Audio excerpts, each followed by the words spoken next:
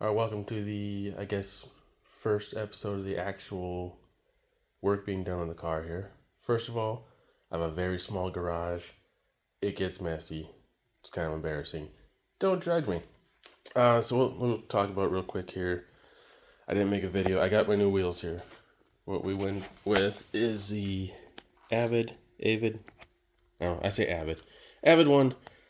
They were AV6. They are 18 by 8.5.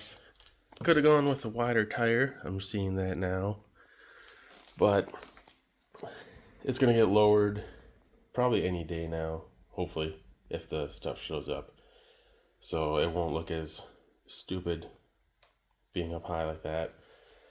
I started taking the roof racks off, which we're going to be doing a little more of today. We'll get over to that side. Got my strut bar, so with the magic of jump cuts and continuity errors, let's open the hood. So yeah, I didn't make a video on this either because it's just easy to do. All you gotta do, it's 12 millimeter bolts, I believe. 12 or 13, I can't remember. I'm sorry. But take the nuts off the top of your strut towers. And then you want to take this bolt out of each side. Put the little hats back on. I put them on just finger tight so I could shuffle them around a little bit.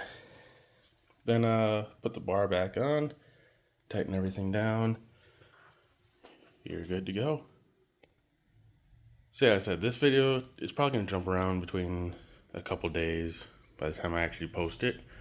What we're going to get into is, like I said, starting with the roof racks here.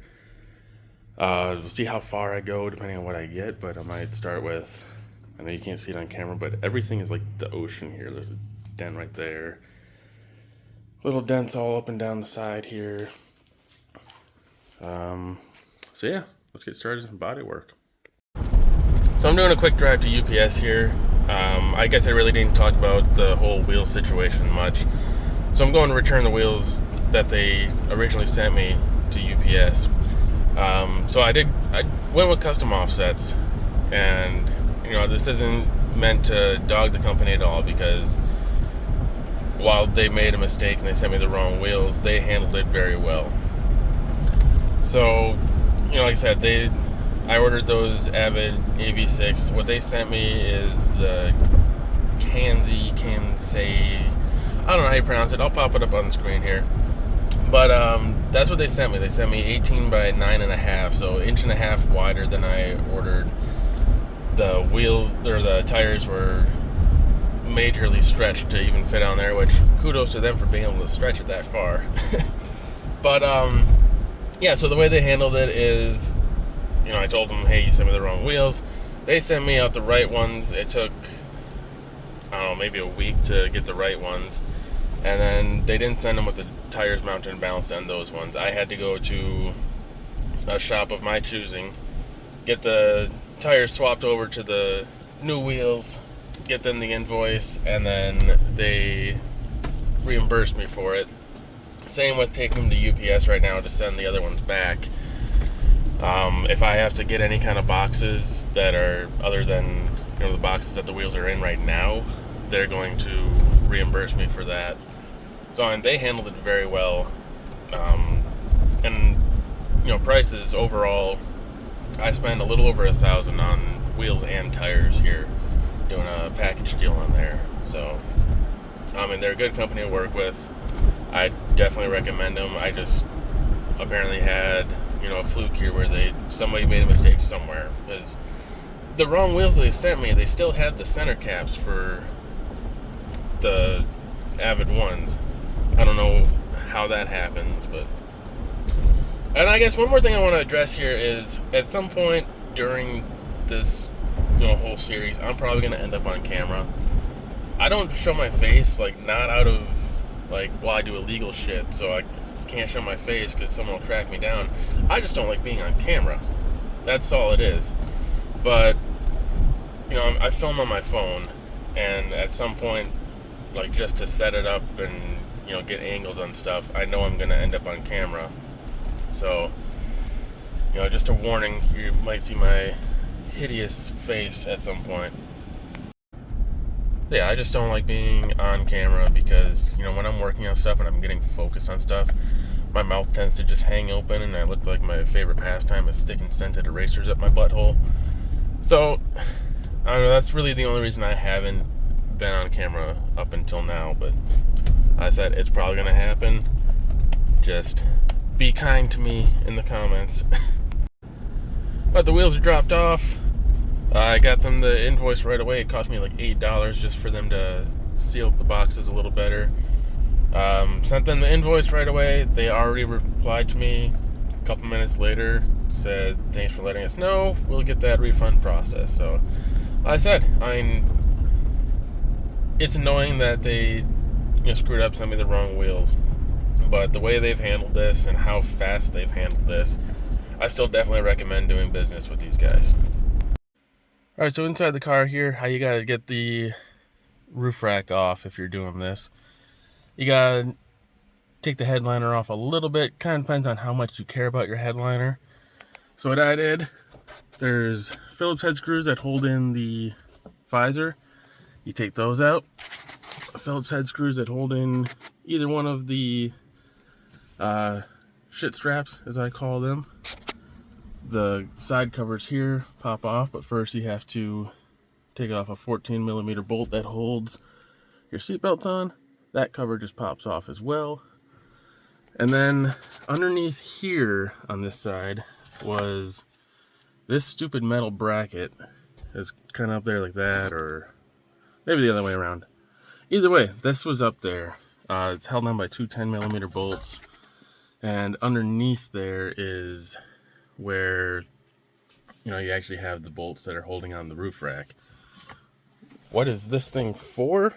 I can't tell you, but you know what that is. Not putting it back on. It's like 50 horsepower. That's weight savings. But anyway, once you get that off of there, you take the bolts off on front and back. Back, they're easy to get to. They're just right underneath there. But yeah, you take those off, and you can take the whole roof rack off, and then you got that little black strip that just pops off. Alright, so like I was saying, to do the headliner, or the headliner, you got little covers over your seatbelts. Pop that off. You got a 14mm there. Pop this one off, 14mm. These little side covers, they're like that. Flip them up, slide them in. You got Phillips heads, and it's gonna be the same on the front here. I just didn't get to there. Forgot there's also a Phillips head right here in between those on the back. So I'll go ahead, take those off, make lots of noise. I'll get on this one. Sorry, trying to do this with one hand.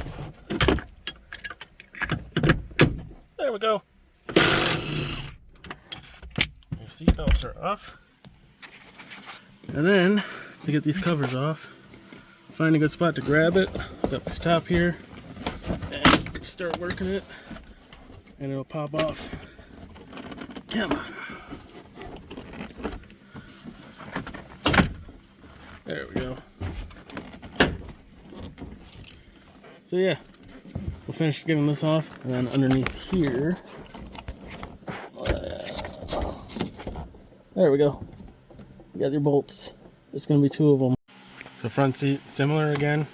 Pop off that cover on the seatbelt. Take the bolt out. Get the handles off here.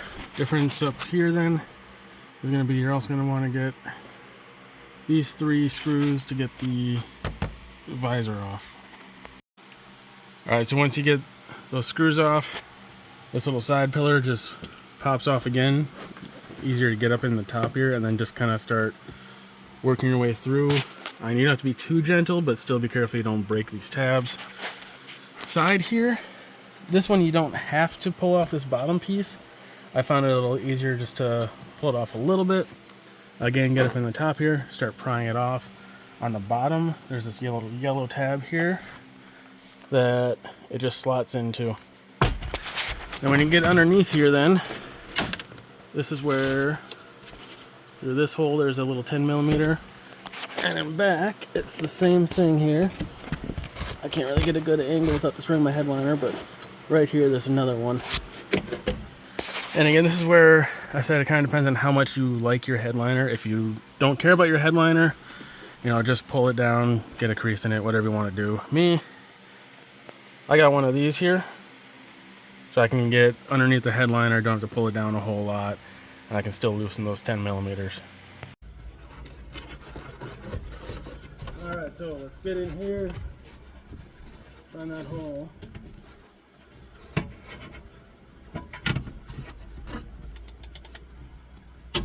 Break it loose. That one's loose. Let's get back here, find the second one here.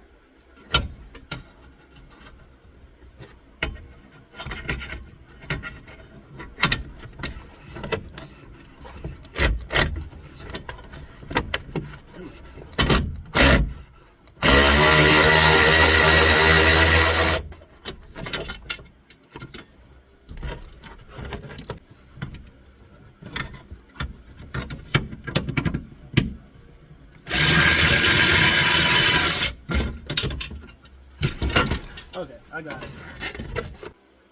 Get this one. Get it underneath and find those bolts.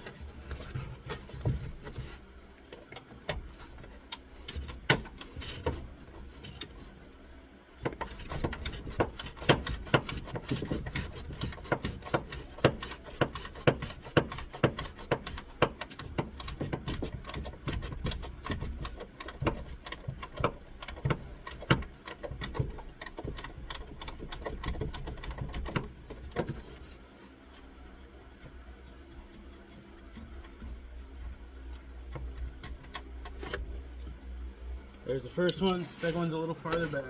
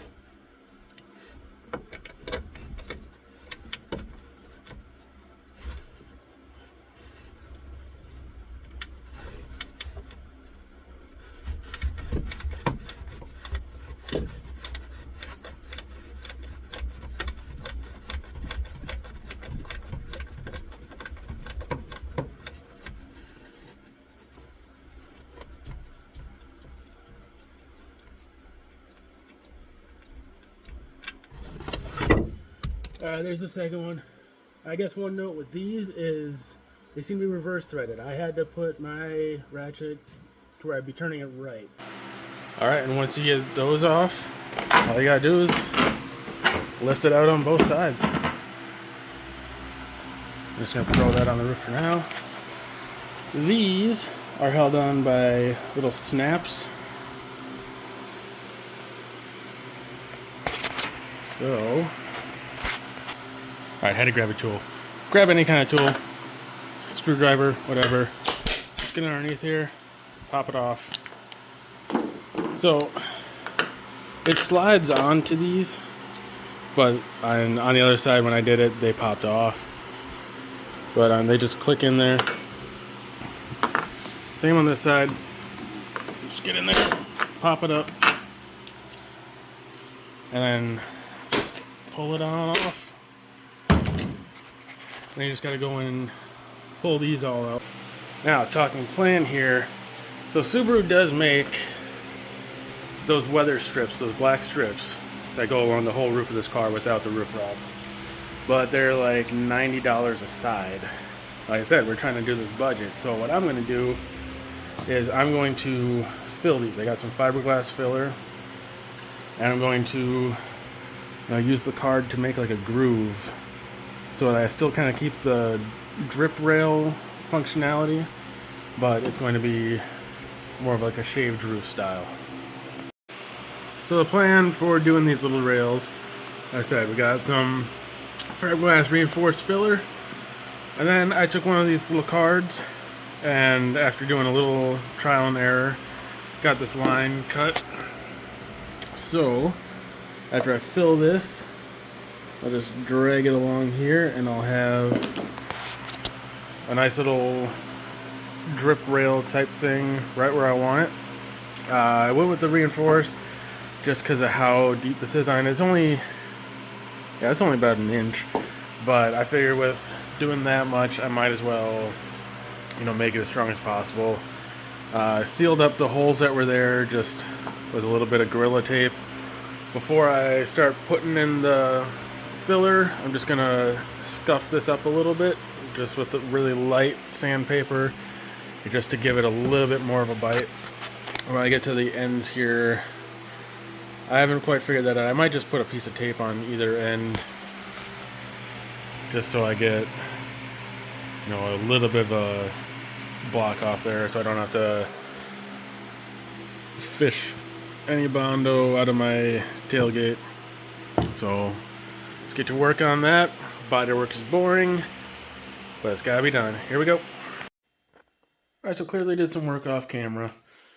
We started doing all the kinds of body filler stuff here, so I'll walk you through it quick here.